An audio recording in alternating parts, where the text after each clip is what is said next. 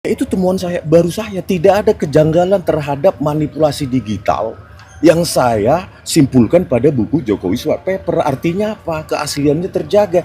Dan itu bahkan melukai saya sebagai peneliti juga. Hipotesisnya ijazah beliau tidak ada. Terus KPU tolonglah segera serahkan itu namanya arsip ke Lembaga Kearsipan Daerah Surakarta, Lembaga Kearsipan Daerah khusus Ibu Kota Jakarta, dan ke Andri. Kenapa? Kalau Anda tidak serahkan ini, KPU tidak serahkan ini, mau gimana Lembaga Kearsipan melakukan autentikasi?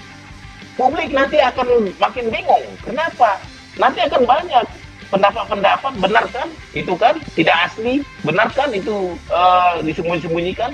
Terbuka saja kita, biarkan lembaga ini yang mengautentikasi. Justru saya berharap Andri nanti datang sebagai penengah.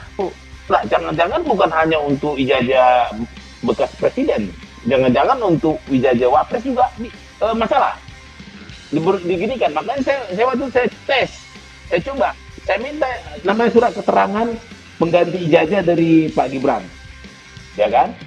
Saya tes ini benar, saya juga dihalangin dengan cara saya dipaksa menandatangani surat bermaterai, ya, yang menyatakan bahwa saya tidak akan mempublikasikan informasi yang saya dapat. Nah, begitu saya dapat itu, spesimen itu, justru orang yang pertama melihat ini dari grup tersangka itu adalah Bang Rismon, ya.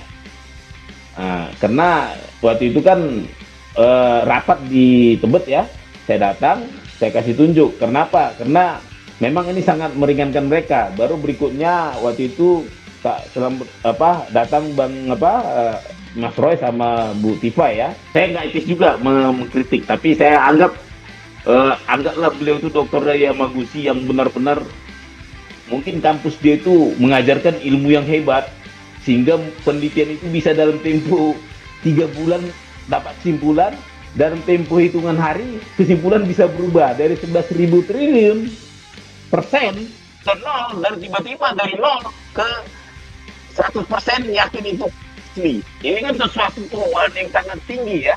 Hipotesisnya ijazah beliau tidak ada.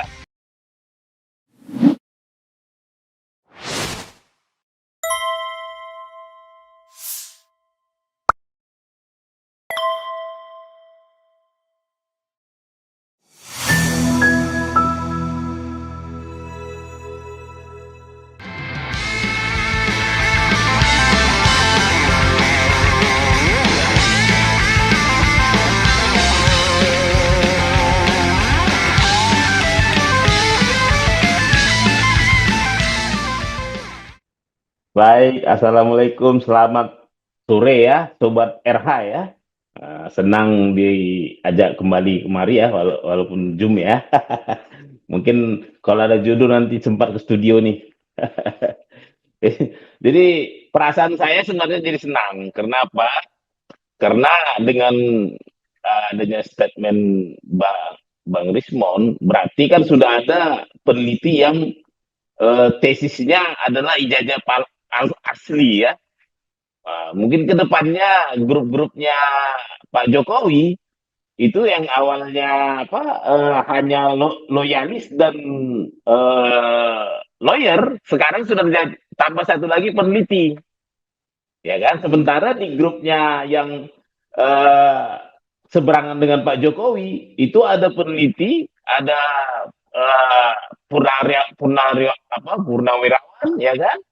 Ada juga saya peneliti, khususnya saya peneliti kan yang punya hipotesis ijazah tidak ada. Jadi otomatis saya di klaster seakan-akan kontennya itu saya diseberang dari kubu Pak Jokowi yang bertesis, bukan bertesis, yang selama ini diyakini ijazahnya asli. Kalau saya meyakini bahwa seorang peneliti yang ilmunya tinggi, justru suaranya makin kecil, isinya makin banyak. Makanya saya lebih senang menulis, Pak. Saya banyak nulis di blog. Kenapa? Menurut saya, tulisan saya, isi kepala saya lebih original ketika saya sampaikan melalui tulisan ketimbang saya di jalan, ribut sana sini, berkampanye. Bagi saya itu justru bukan peneliti, itu politisi. Saya nggak perlu, saya beberapa kali dicari berbicara sama teman-temannya. Saya bilang saya nggak butuh didukung dan saya nggak butuh mendukung sekelompok orang. Saya butuh data.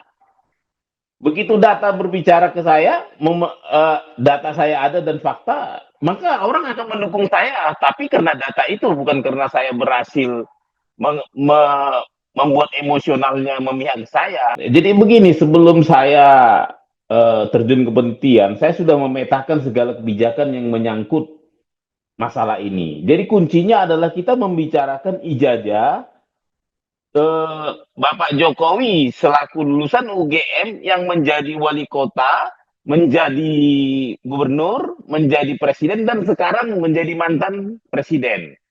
Ini kuncinya. Artinya ketika kita berbicara beliau sebagai UGM, sebagai alumni UGM, maka yang berhak menyatakan ijazah asli atau tidak itu adalah UGM sesuai dengan Undang-Undang Pendidikan Tinggi dan Undang-Undang Sistem Pendidikan Nasional. Tapi beliau kan bukan hanya ini saja. Dia menjadi wali kota, dia menjadi gubernur, dia menjadi presiden. Nah, dia masuk ke rezim namanya Undang-Undang Pemilu. Undang-Undang Pemilu ini ada namanya penelitian ijazah. Cari aja nanti di pasalnya, disebut bahwa KPU itu meneliti persyaratan calon termasuk ijazah. Nah, di sini KPU berhak melakukan verifikasi dan klarifikasi. Artinya mereka di sini outputnya adalah asli juga atau tidak, kan gitu kan?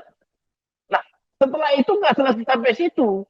Beliau juga arsip-arsip yang di KPU Solo, KPU Jakarta, KPU Pusat, ini ternyata tergolong yang namanya arsip permanen, bernilai historis. Sehingga ini tidak boleh dimusnahkan. Karena tidak boleh dimusnahkan, dia harus diserahkan ke lembaga kearsipan daerah, yaitu di Dinas Perpustakaan dan Arsip Solo, Dinas Perpustakaan Arsip dan Arsip DKI Jakarta, serta ANRI. Artinya, begitu ANRI dan LKD mau menerima sesuai dengan Undang-Undang Kearsipan, ini harus diautentikasi keasliannya, dicek apakah fotokopi-fotokopi legalisir bahasa ini yang ada di Solo, fotokopi terlegalisir stempel bahasa di DKI dan di KPU Pusat, ini harus dicek keasliannya. Nah, keaslian ngecek ini juga nanti menyinggung ke aslinya. Diatur di peraturan kepala ANRI nomor 1 tahun 2023 bahwa yang diautentikasi itu adalah arsip bersama aslinya, mumpung aslinya masih ada. Nah, tapi ini akan berjadi masalah. Kenapa? Ternyata tadi tuh seperti yang gue bilang judulnya tadi, ternyata beliau sekarang posisinya adalah mantan. Artinya undang-undang ini terpaksa mungkin ya ANRI itu melalui KPU itu harus pertama-tama harus meminta ijazah asli Pak Jokowi dulu untuk diautentikasi. Nah, tantangan berikutnya sebenarnya adalah KPU sampai detik ini belum pernah mengasih arsip ini, arsip ijazah terlegalisir yang saya kumpulkan ini Pak 6 bulan. Kan 6 bulan saya kumpulin Bang ya. Melalui susah payah saya bersidang di KIP hingga akhirnya dikabulkan, saya dapat 5 spesimen ijazah. Ini sudah saya kumpulkan. Tapi ternyata ini belum pernah dikasih sekalipun ke namanya kearsipan. Nah, pertanyaannya bagaimana LKD sama lembaga kearsipan daerah dan ANRI mau mengautentikasi kalau barangnya nggak ada? Seperti itu. Nah, inilah yang saya tempuh. Nah, berikutnya karena ini sudah bicara mantan dan sudah bicara ada tindakan pidana, ada tindakan perdata, maka masuklah yang namanya Undang-Undang KUHP, Undang-Undang Perdata, Undang-Undang Administrasi Negara. Inilah yang dilakukan kawan-kawan ini. Lari dia karena ada unsur pidana, lari dia ini pemalsuan, berarti larinya ke undang-undang ke KUHP ya, kita undang-undang hukum pidana. Ini upayanya pasti dikerjakan di peradilan. Ada yang bicara ini hubungan perdata, itulah yang dikerjakan oleh tim CNS di Solo. Ya kan? Ada yang mengupayakan di TUN. Kenapa? Di TUN itu kan sudah habis masa waktunya karena pemilu sudah dalam berlangsung. Tapi karena kita dapat barang baru ini dari KPU, karena kita dianggap baru tahu sekarang, maka ini bisa dilanjutkan ke TUN dengan alasan ini baru. Nah, ini yang belum pernah ada yang kerjakannya. Seperti itu. Nah, yang diproses teknik kepolisian itu sebenarnya sudah ranahnya di pidana, tapi jangan salah, itu bukan membicarakan ijazah, itu membicarakan tindak perbuatan pelanggaran hukum, yaitu pencemaran nama baik, eh, undang-undang IT ya, pencemaran nama baik, dan apa kalau nggak salah, perubahan dokumen IT ya, seperti itu. Nah, inilah yang saya bilang tadi, Bang, udah saya grupkan ini semua. Berarti sebenarnya celah satu-satunya yang bisa kita kerjakan adalah secara kelembagaan, kalau UGM kan sudah menyatakan asli, ya kan? Oleh rektornya. Oke, dia bicara tentang undang-undang yang menaungi dia, itu Undang-Undang Pendidikan Nasional, Pendidikan Tinggi, dan Undang-Undang Sistem Pendidikan Nasional. Kalau nanti CLS, kita lihat nanti hasilnya. Yang belum dikerjakan itu adalah ini, Andri tadi. Hipotesisnya ijazah beliau tidak ada. Hipotesis saya. Ini saya kan meneliti dengan seksama ya. Mengeluarkan sebuah hipotesis itu bukan tanpa sebab. Nanti tolong dicari acara di di TV One. Saya nggak apa-apa saya sebut TV lain ya. Sorry ya. Di TV One disebut di situ acara itu ada Menteri Pendidikan, ada komisaris komisioner KPU, ada juga pelaku pemalsuan ijazah dari Pasar Pramuka. Itu tahun 2017 Desember kesaksiannya. Nah, di sini yang disebut namanya Tony mengaku bahwa cara memasukkan dia sederhana. Dia tidak perlu aslinya. Dia cukup fotokopi punya ijazah yang asli, dia fotokopi, ya kan? Dia di fotokopi itu dia tempel foto orangnya, nama-namanya dirubah, difotokopi lagi, lalu difotokopi lagi. Hasil fotokopi ini diserahkan ke universitas yang ada dia pasukan. Tinggal legalisir, cukup dengan kasih uang, ya kasih duit, itu langsung dilegalisir. Nah, mereka malah memelihara orang ini supaya kalau nanti KPU nanya, siapa yang nanya, dia pasti jawab iya itu punya kami. Seperti itu. Dari sinilah saya keluarkan hipotesis bahwa memang tidak perlu aslinya. Bisa aja fotokopi legalisir ada tapi ijazahnya tidak ada. Nah, ini kembali saya buktikan kemarin bahwa kalau gitu saya bertanya ke pihak-pihak yang seharusnya melihat aslinya ini, yaitu apa? KPU Solo, KPU DKI Jakarta, KPU Pusat, Lembaga Kearsipan Daerah Solo, Lembaga Kearsipan Daerah DKI Jakarta, Lembaga Kearsipan Andri. Saya tanya ini semuanya tidak pernah melihat ijazah aslinya. Padahal mereka bisa, seharusnya mereka bisa. Kenapa di Undang-Undang Pemilu mereka bisa meminta klarifikasi, mengklarifikasi antara fotokopi dan aslinya, disandingkan, tapi tidak dikerjakan. Kenapa? Karena memang di PKPU-nya, di Undang-Undang Pemilunya itu ada kalimat diskresi dapat, dan mereka menggunakan diskresi itu, tidak melihat. Begitu. Nah, begitu saya dapat spesimen itu, justru orang yang pertama melihat ini dari grup tersangka itu adalah Bang Rismon ya. Nah, karena waktu itu kan rapat di Tebet ya, saya datang, saya kasih tunjuk. Kenapa? Karena memang ini sangat meringankan mereka. Baru berikutnya waktu itu datang Bang Mas Roy sama Bu Tifa ya. Di situ kita langsung baru pertama dapat siangnya jam 1, kita langsung bahas itu di situ. Artinya memang fotokopi ini adalah data sekunder yang sebenarnya memang data yang paling dekat untuk diteliti terhadap aslinya. Ini adalah data resmi. Ini sudah bernilai hukum, bisa kita jadikan bukti hukum jika ada gugatan-gugatan. Ini juga bisa kita teliti secara patut ya, karena ini sumber resmi dari KPU, lembaga negara. Namun saya bilang bahwa ini data sekunder tapi tidak teruji. Kenapa? Saya tidak punya alasan mengatakan bahwa fotokopi ini yang terlegalisir sama dengan aslinya. Kenapa? Saya juga meminta dokumen-dokumen ke verifikasi ke KPU bahwa ada nggak berita acara klarifikasi? Tidak ada. Saya juga nanya, ada nggak klarifikasi asli dan fotokopinya? Tidak ada, tidak pernah. Bahkan mereka juga dalam kesaksiannya di bawah sumpah di persidangan KIP, di persidangan KI Jawa Tengah, Solo, itu mereka tidak pernah melakukan klarifikasi. Itu sudah clear. Artinya ada benang merah ini. Saya nggak tahu bagaimana menyatakan bahwa fotokopi ini sama dengan aslinya. Saya tidak berani menjamin. Tapi ini setidaknya inilah yang menjadikan mereka presiden, ini yang menjadikan beliau gubernur, inilah yang menjadikan beliau wali kota. Fotokopi ini, apa kita tahu benar nggak ini dari aslinya? Seperti itu. Sebagai ahli kebijakan publik, iya ahli kebijakan publik. Jadi saya terangkan bahwa level-level secara regulasi publik, regulasi kebijakan yang hubungan antara publik dan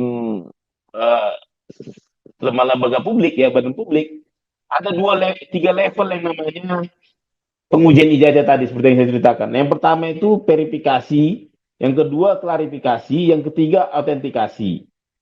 Nah, verifikasi dan klarifikasi ini diatur di Undang-Undang Pemilu yang sekarang itu terbaru nomor 7 tahun 2017. Dan yang terakhir ini autentikasi. Ini diatur di Undang-Undang Karsipan nomor 43 tahun 2009. Nah, di sini saya ceritakan bahwa KPU baru hanya melakukan satu verifikasi. Dan KPU tidak pernah menyerahkan dokumen-dokumen arsip mereka meskipun usianya sudah 20 tahun lebih, itu tidak pernah menyerahkannya ke lembaga kearsipan daerah. Sehingga akibatnya yang tahap ketiga yaitu autentikasi tidak dapat dikerjakan. Seperti itu. Saya bersaksi sekitar itu aja dan menceritakan tentang upaya saya selama 6 bulan untuk mendapatkan dokumen sekunder tadi yang dari berbagai KPU. Seperti itu. Artinya kapasitas saya waktu itu memang diharapkan menanyakan di CLS ya, apakah CLS itu berwenang menyatakan ijazah itu palsu atau tidak. Nah, saya dengan tubiannya saya bilang, yang saya tahu memang sidang CLS itu adalah untuk berbicara sidang kebijakan, bukan untuk memutuskan palsu atau tidak. Karena yang memutuskan palsu tidak tadi itu ya seperti yang saya ceritakan tadi, bisa Andri itu sesuai undang-undangnya, ya undang-undang kearsipan, bisa juga hakim, tapi melalui prosedur perdata dulu ya, hubungan perdata dulu ya, atau tun. Bisa tun dulu palsu atau tidak, karena itu produk negara ya, produk UGM kan. Seperti itu. Baru nanti mungkin terakhir ke pidana. Kalau ternyata palsu baru ke pidana, seperti itu. Saya nggak etis juga mengkritik, tapi saya anggaplah beliau itu Dr. Daya Magusi yang benar-benar mungkin kampus dia itu mengajarkan ilmu yang hebat, sehingga penelitian itu bisa dalam tempo 3 bulan dapat kesimpulan, dalam tempo hitungan hari kesimpulan bisa berubah dari 11.000 triliun persen ke 0, dan tiba-tiba dari 0 ke 100% yakin itu asli. Ini kan sesuatu perubahan yang sangat tinggi ya. Artinya, saya jujur, saya penelitian itu ya saya juga mengalami kita sama-sama S3 lah ya. Saya itu meneliti itu Mas bisa sampai di 3 semester. Artinya sebelum meneliti itu saya betul-betul belajar dulu nih. Yang lebih lama itu justru belajar persiapannya, menyusun metodologinya, menyusun teknik sampelnya, teknik samplingnya. Ya, jadi saya bingung ya. Lah, ini penelitian beliau itu kalau nggak salah baru di Maret 2025 tiba-tiba sudah ada kesimpulan, di Juni sudah ada keluar buku. Nah, perlu diingat ya, ini sebenarnya penelitian yang tergolong kompleks. Ini nggak boleh macam-macam. Ini bukan kayak menyusun buku-buku novel.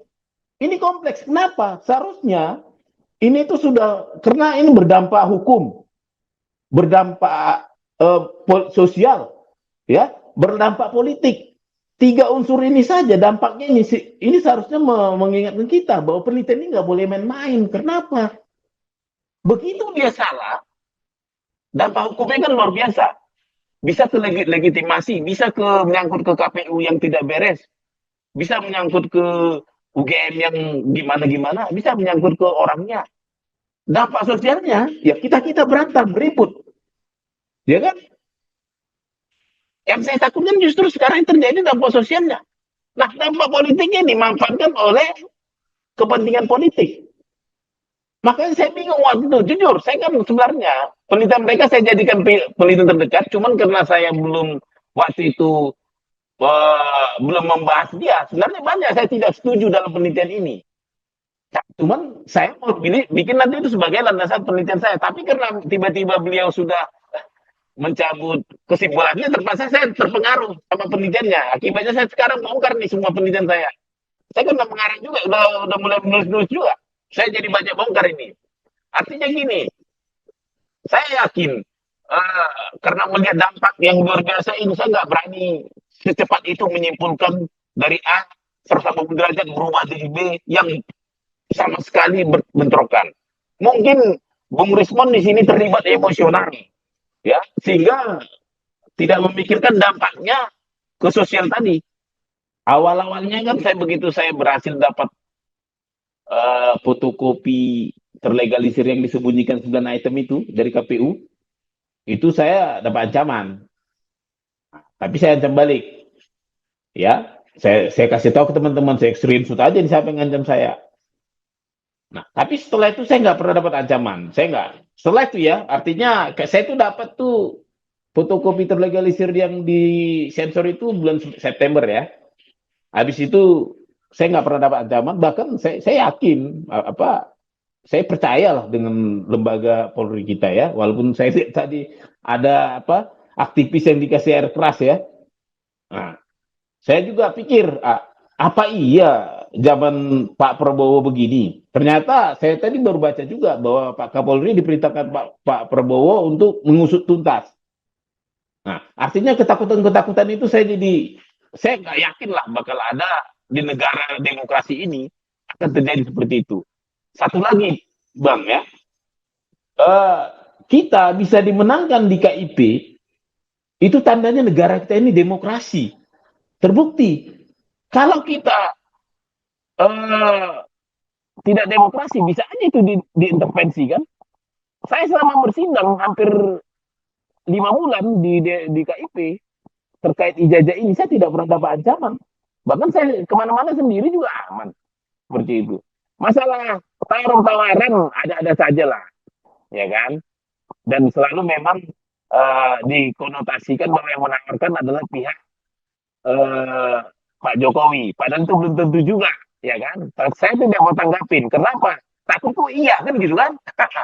Tapi saya pikir mendingan gak usah saya tanggapin. Dan iya ini kan bisa menjebak, bisa juga orang yang tidak benar, ya kan, memanfaatkan situasi, bisa direkam seperti itu.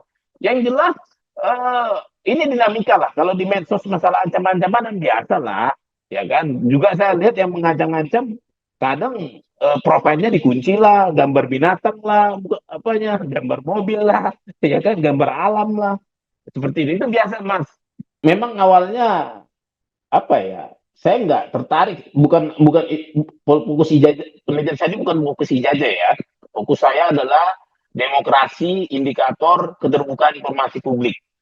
Karena saya dulu melihat penelitiannya RRT, mereka itu terkendala karena apa? Informasi yang ditahan yaitu ijazah presiden. Mereka hanya dapat sampel terbaik mereka adalah data dari Dian Sandi yang boleh dibilang kalau secara peneliti saya menyebut itu data sampah. Tapi oke lah kita sebut data pendukung karena Dian Sandi mengaku dia seizin Pak Jokowi. Walaupun saya nggak tahu, saya nggak pernah melihat surat kuasa, surat pernyataan Pak Jokowi bahwa benar itu adalah ijazah dia yang dipoto ya. Saya tidak pernah lihat. Nah, jadi saya lihat ada untuk meminta ijazah Pak Jokowi, saya dihalang-halangi dengan keluarnya kebijakan keputusan KPU 731. Nah, saya juga pengen tes waktu itu. Lah, jangan-jangan bukan hanya untuk ijazah bekas presiden. jangan-jangan untuk Wijaya Wapres juga masalah diginikan. Makanya saya waktu saya tes, saya coba, saya minta namanya surat keterangan pengganti ijazah dari Pak Gibran, ya kan? Saya tes ini benar, saya juga dihalangin dengan cara saya dipaksa menandatangani surat bermaterai, ya, yang menyatakan bahwa saya tidak akan mempublikasikan informasi yang saya dapat. Ya, saya kaget dong. Loh, artinya gini, kalau saya penuhi ini, maka yang terjadi adalah hubungan privat dengan pejabat PPID. Sementara yang saya minta kan dokumen publik, yang sifatnya publik. Saya nggak mau. Akhirnya saya nggak mau tanda tangan itu, saya langsung tembus ke KIP. Saya mendingan bertempur di KIP. Benar. Kemarin putusan KIP apa? Menyatakan mereka tidak boleh membuat prosedur seperti itu lagi. Ya kan?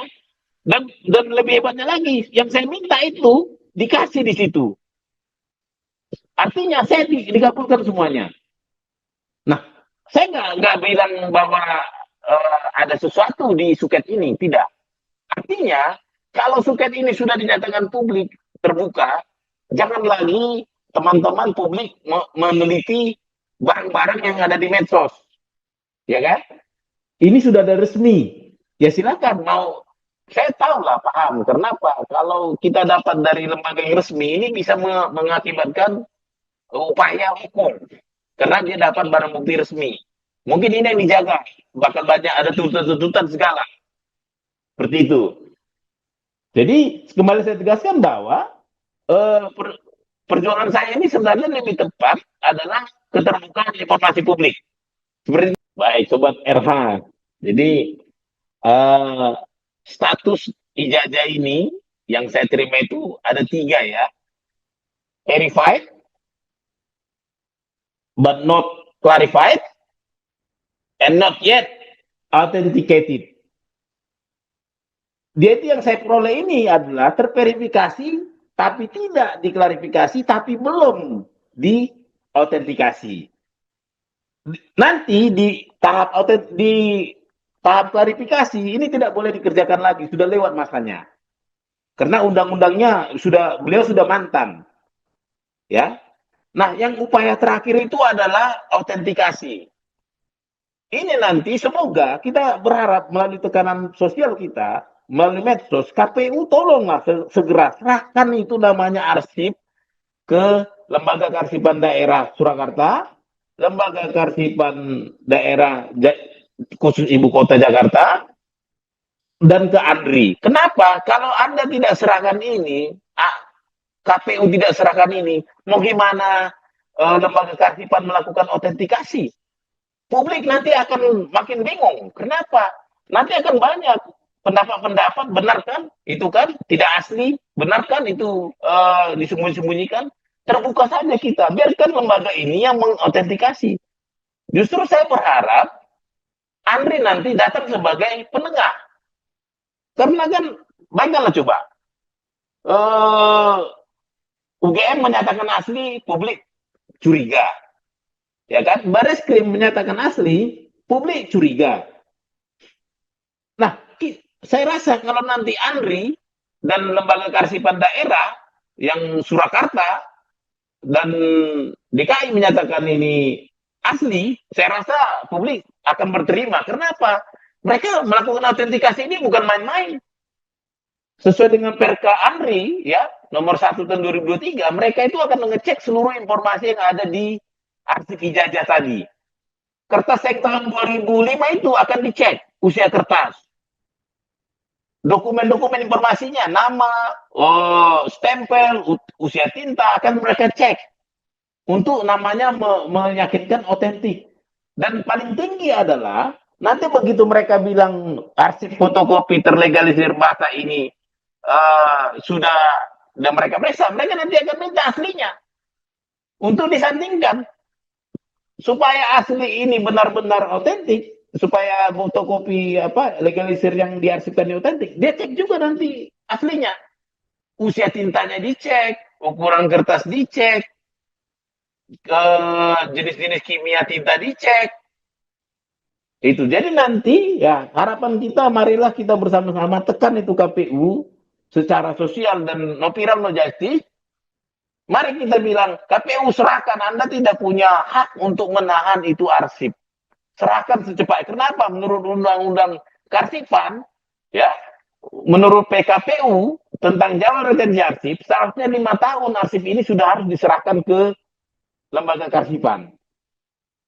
Seperti itu. Jadi untuk masalah yang lain, ya, kebetulan saya fokusnya di kebijakan publik. Saya tidak berkomen dulu terhadap proses hukumnya. Ya, saya memang apa ya jalan yang ditempuh oleh tadi kan ada 3 jalan tempuhnya ini ya untuk memeriksa keaslian ini. Pertama tadi kan dari unsur pendidikannya langsung ke UGM-nya sudah dikerjakan dan UGM menyatakan asli. Terus dikerjakan kawan-kawan ke pengadilan, lembaga pengadilan. Ada yang pengadilan negeri Solo, ke DKI, kan banyak gitu kan, melalui petun. Dan terakhir ini upaya yang diharapkan nanti yang dari baris krim ini ujungnya ke pengadilan. Tapi jangan salah, walaupun nanti pengadilan belum tentu bicarakan dijajah. Kenapa? Terbukti Bambang Tri dan Suginur tidak nyampe ke situ bicaranya, justru melenceng dari harapan. Dan yang terakhir, upaya terakhir ini saya tadi, yaitu lari ke kebijakan publik yang ada, yaitu undang-undang kearsipan negara.